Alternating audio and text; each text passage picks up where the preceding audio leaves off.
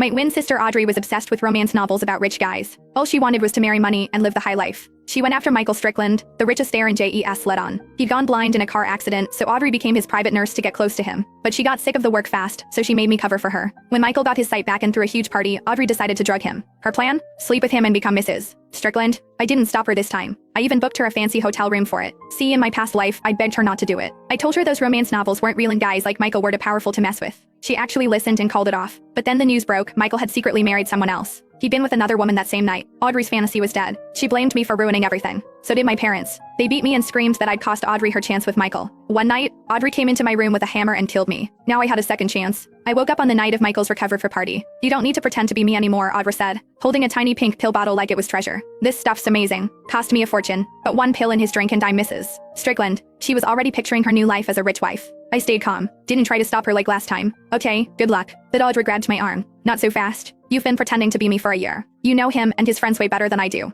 You're sticking around till I seal the deal. She threw me sunglasses and a mask. Cover up. If anyone finds out the truth, you're dead. Got it? After a year as Michael's caretaker, I knew the truth. He wasn't some clueless rich kid. He was sharp and ruthless. Audrey thought she could outsmart him. She was walking into her own grave. She strutted over with the spiked wine. Michael drank it, and within minutes his face was red, his body swaying. Audrey rushed to help him upstairs. I slipped her a hotel keycard. Room 800. Her eyes lit up. Maybe you're not totally useless. Once I'm Mrs. Strickland, I'll get you a job with a driver or bodyguard. Set you up for life. Guide the door. Don't let anyone interrupt. If this fails, Mom and Dad will destroy you. I followed upstairs but stood across the hall instead. Minutes later, thud. The door flew open and Michael stumbled out. Michael was breathing hard, his face twisted with rage. He looked ready to explode. Audrey was out cold on the floor with a bloody gash on her head. I knew it. No way she could pull this off. She got off easy with just a beating. When Michael sobered up, she might not survive. I turned to leave when someone grabbed my wrist. Michael yanked me into the next room. I still had my mask on. My eyes met his, wide with fear. The dim lights threw shadows on the walls. He pinned me against one, his voice rough. Your scent. Your body. I know you, don't I? I froze. We'd spent a year together. If I spoke, he'd recognize me instantly. I couldn't let anything happen between us. I'd end up just like Audrey. I tried to break free, but even drugged, he was way stronger. I opened my mouth to scream when he leaned in close. Your eyes. They're beautiful. I thought he'd recognize me. Then he ripped off my mask and kissed me. Panic shot through me.